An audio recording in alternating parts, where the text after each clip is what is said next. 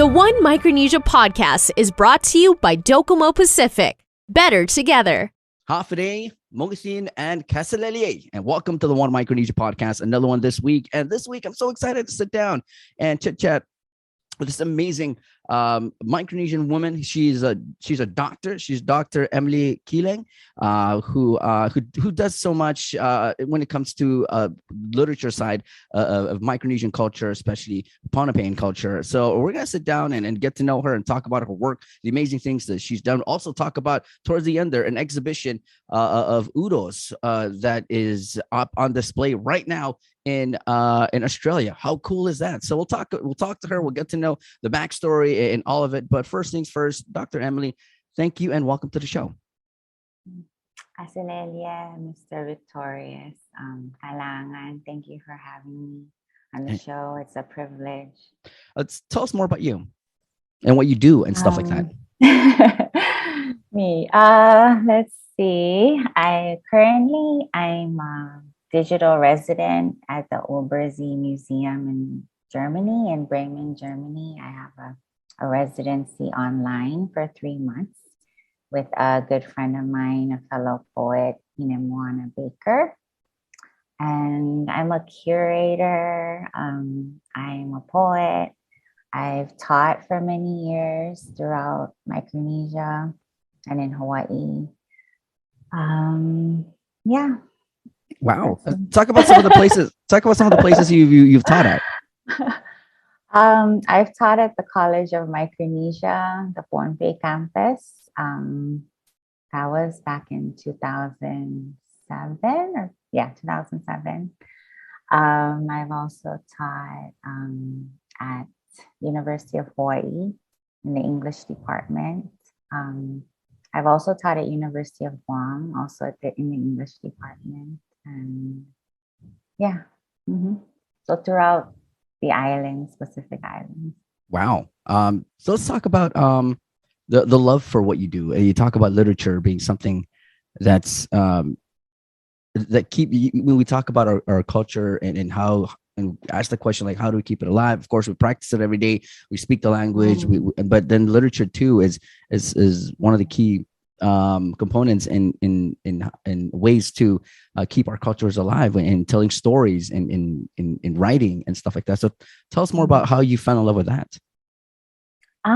I've been telling people lately that I wasn't into reading and writing growing up, especially in Pohnpeian and Pacific Island societies, as you know, are primarily oral or visual. And reading and writing, in my experience, and I think in a lot of our experiences, is not really encouraged. It's not the norm to, especially if you're a child, to sit at home and read a book by yourself. That's very unusual. So I didn't grow up doing that. I was always outside playing with my friends in Salatak in Pohnpeian. So I really didn't start reading a lot or writing until I left Pohnpeian and moved to Honolulu.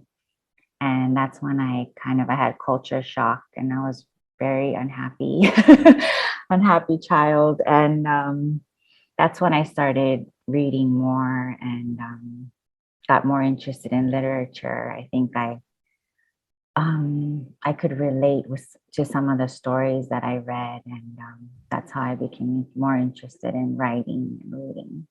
That's very interesting. You talked about, as a child in Pohnpeian, it wasn't, reading was not, you're supposed to be outside doing activities, either playing with friends or chores or stuff like that, around the house. And, so how with all your teaching experiences throughout Micronesia and Hawaii, like how have you seen the generation grow when it comes to literature? Because like I said, during your time, it was really like you're not supposed to be inside reading a full length novel. You're supposed to be outside doing stuff. So have you seen the new generation of Micronesian kids, especially FSM kids, grow into like loving reading and stuff like that? Honestly, I would say it was very different, teaching at College of Micronesia and University of Guam or even at UH. And one of the biggest differences, I think, is language, at FSM or at Pohnpeian campus where I taught. The students, for them, English is their second, third, or fourth language. And that's something that I think in our education systems, which are, colonial or introduced by America primarily, or Japan before now America. And primarily a lot of the teaching, especially from high school on, is in English. But that's not, for most of us, that's not our first or language, So that's the main difference between teaching here on Guam and in Hawaii, is that in Guam and in Hawaii, the students, their first language and oftentimes only language is English. So it's really hard to compare that. And we really shouldn't have the same expectations of students, especially if their first language isn't English, And I feel like there needs to be more of an appreciation of multilingualism and bilingualism, especially in our education system, because it's been proven to show that children who are bilingual or multilingual are more intelligent, and so that's one of the biggest differences. But as far as appreciating literature, my approach was always that to try to teach my students literature that they can relate to. So I would always teach literature by other Pacific Islanders in my classroom. And for a lot of them, it was really eye-opening because primarily they hadn't been exposed to writing poems or short stories written by other Pacific Islanders. And only kind of through reading these did they start to kind of think, oh, well, we can tell our own stories too. My perspective as a Pohnpeian raised in Pichi or wherever is also valuable. And so that was kind of my experience as far as exposing students to literature in the classroom. That's awesome. Yeah. That's amazing. Dr. Emily, we're going to take a break, but when we come back, we're going to go into what you're all about. Talk about you wrote something. You wrote a first publication. Your first publication was about uros. So we'll talk about that coming up after this break. You're watching the One Micronesia Podcast, brought to you by Docomo Pacific. It's better together.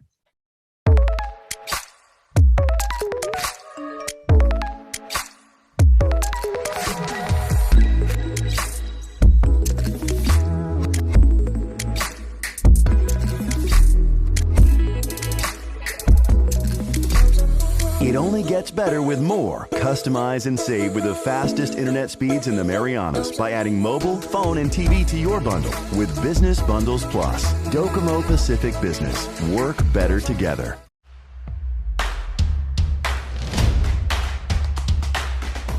For the different beats of your life, we're here to keep you connected the way you want it. Plans made for you, by you. Build your own bundle with Link. Select the internet, entertainment, mobile, and home phone plans that fit your lifestyle. Pay for what you want, not for what you don't. Build your own bundle and save with Link. Hafaday, Mogustin, and Casaleli. We're back here with the podcast, and we're still here with Dr. Emily. We got to know her a little bit. We got to know what she's most passionate about, which is literature and teaching literature. She taught throughout Micronesia all the way up until Hawaii as well. So that was amazing to hear her backstory. Now we're going to go into talk about uros, now what and what it is and stuff like that, and this whole misconception of just a Micronesian skirt. We're going to get into that because there's a difference. Each island has their own style, which each island has their own unique style of the skirts that actually make it their own. And when you see it, oh, that's from Chuuk, that's from Pohnpeian, that's from Koshai, that's from the Marshall Islands. So we're going to get to that. So uros, for those who don't know, what is it? Tell us more about it. Well, uros are there's uros and Pohnpeian are what I'm going to talk about because I'm from Pohnpeian and my research has been about uros and Pohnpeian. So I can't really speak to all of the like Uros from Chuk or Scato from Chuk, but I'll focus on what I know. But Uros are Pohnpeian applique and machine embroidered skirts. And they're very colorful and bright, and they're produced and made by women in Pohnpei throughout the island. Although Kuchi and Matalanim are the areas that produce kind of the most skirts right now. Let's see. There's a whole economy built around Uros in Pohnpei, and so much, a lot of women, their whole income, they support their households with these skirts. And so they're extremely valuable. And especially when they leave Pohnpei, they become even more valuable. For instance, a skirt being sold in Pohnpei might be, a really nice skirt could be $100 now, but being sold on Guam, it could be upwards of 150, 200. Wow. And women are willing to pay this price, and particularly women from Chuk. Just Chukese women really love Uros in Pohnpei. So for many Pohnpeian women who sell Uros in Guam or in Hawaii or even in the States, our biggest customers are Chukese women. So there are Pohnpeian skirts, but a lot of them are primarily being purchased and worn by Chukese women. You talk about your work, which it literally revolves around Uros. And so tell us more about why you picked that as something that you focus all your energy on. Well, I like to say that I'm Uros activist. Oh, well, a lot of people have asked me if I consider myself an activist, and I wouldn't call myself an activist, but I would say like I'm an Uros activist. Because I think it's one of our really cherished and beloved art forms. It's something that Pohnpeian women we can call our own. And it's a really valuable part of our identity. You know, Pohnpeian women can go to the States or elsewhere and wear an Uros, and that's, call herself a Pohnpeian woman. It's a symbol of Pohnpeian womanhood. And it's also something that we gift to people we love. And I did my PhD research about Uros and kind of the social life of the skirt, because the skirt it's so much more than just a skirt. It's, as I mentioned, it's gifted, it's exchanged, they're loved, they're collected, they're sold, and they're also play an important role now in kind of in tradition and in the chiefly system. Women, will gift Uros to chiefly women to earn favor. And women also wear them as uniforms to show like solidarity. And we wear them to our most important functions, kamatok or feast, and mela, funeral feast. So they're just really important. And I love them, so I want to share them with the world. Uros activist, Dr. Emily. Wow. And not only that, we talk about your first publication. It was a set of poems, and it's all about Uros. Let's talk about that just a little bit before we take a little break here. Well, actually, I have a copy of my book here because I wasn't sure if I was going to read a poem today. So yes. Wow. Called, My Uros. So there's a poem in here called My Uros, and I just chose to title the collection My Uros. But not all of the poems in here are about Uros. This is actually quite old. It was published in 2008. So wow. At the time, I wasn't planning to do research about Uros or anything. I've always loved Uros since I was a child. And yeah, I wrote this poem after I did my MA, and I lived in Pohnpei and was working there. Wow, that's amazing. That's awesome. We're gonna take a break, but when we come back, we're still gonna talk about Uros, but this time Pohnpeian, not in Micronesia, but somewhere else in the world. It's literally down south from us here in Micronesia. It's in Australia. We'll talk about that coming up after this. You're watching the One Micronesia podcast. We brought to you by Docomo Pacific. It is better together.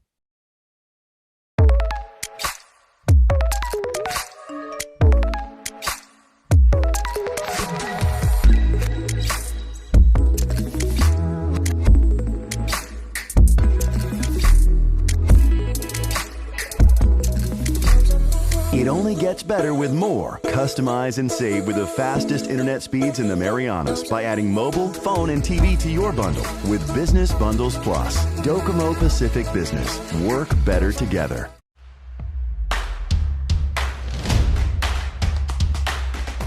For the different beats of your life, we're here to keep you connected the way you want it. Plans made for you, by you. Build your own bundle with Link. Select the internet, entertainment, mobile, and home phone plans that fit your lifestyle. Pay for what you want, not for what you don't. Build your own bundle and save with Link.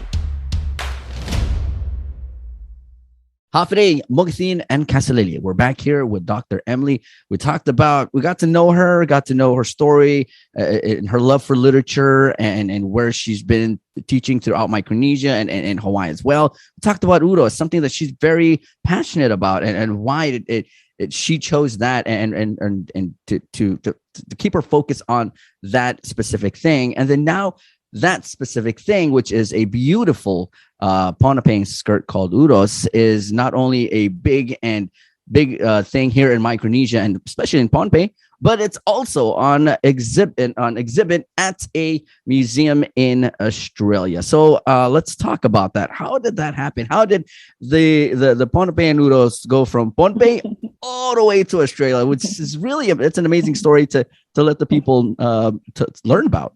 Actually, what you just said about the Uros traveling all the way to Australia made me think of the Chuki's goddess.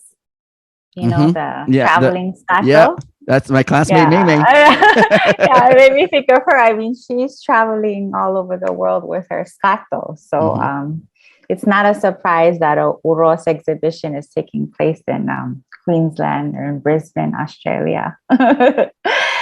Well, the Uros exhibition is actually called Uros Fever, and it's part of a larger exhibition focused on northern Micronesia called Air Canoe, which is co-curated by Dr. Greg Dvorak and Ruth McDougall, who's the Oceania curator at the Queensland Art Gallery.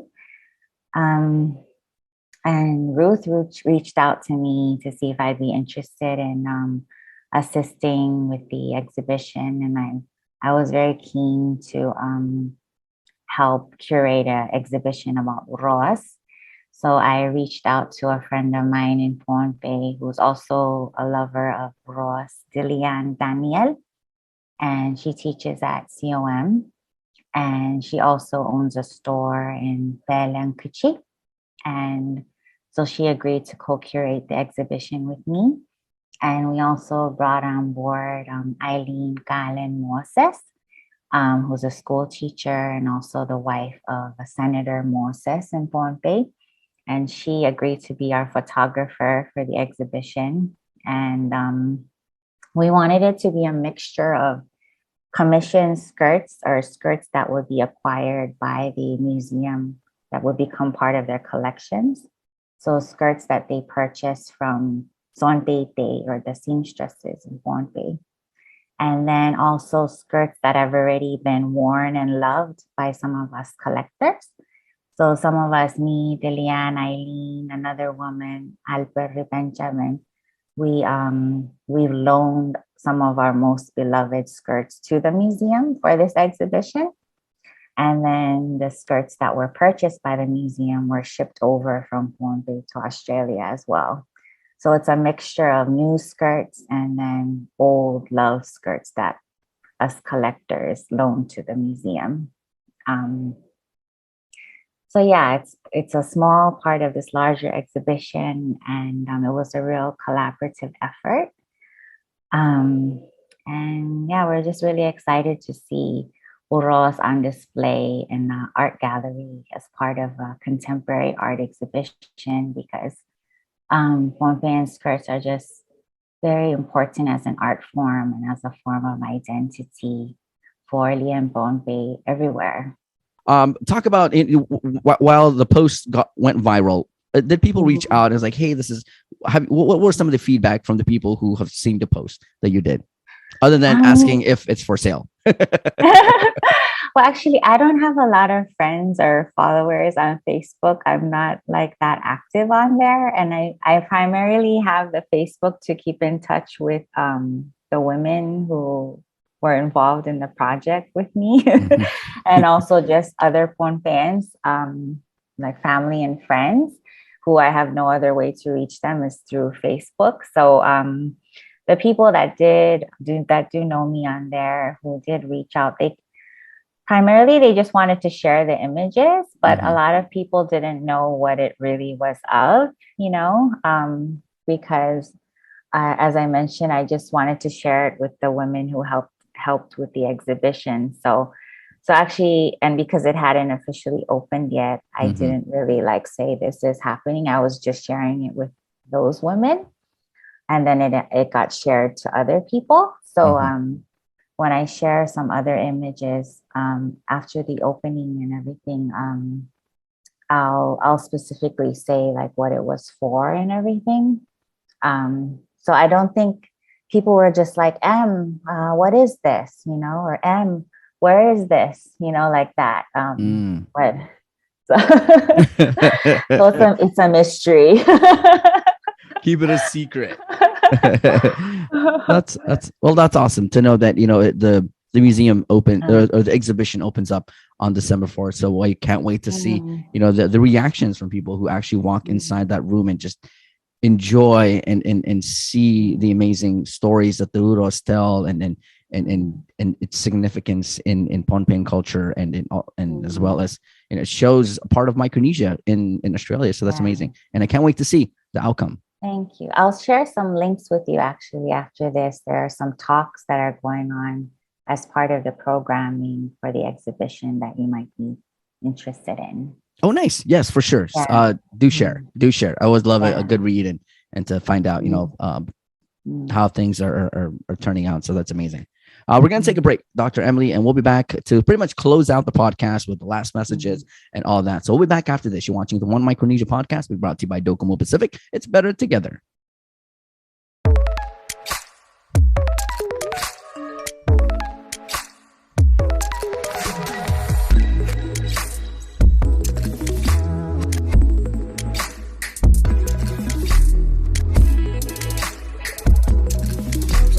It only gets better with more. Customize and save with the fastest internet speeds in the Marianas by adding mobile, phone, and TV to your bundle with Business Bundles Plus. Docomo Pacific Business. Work better together.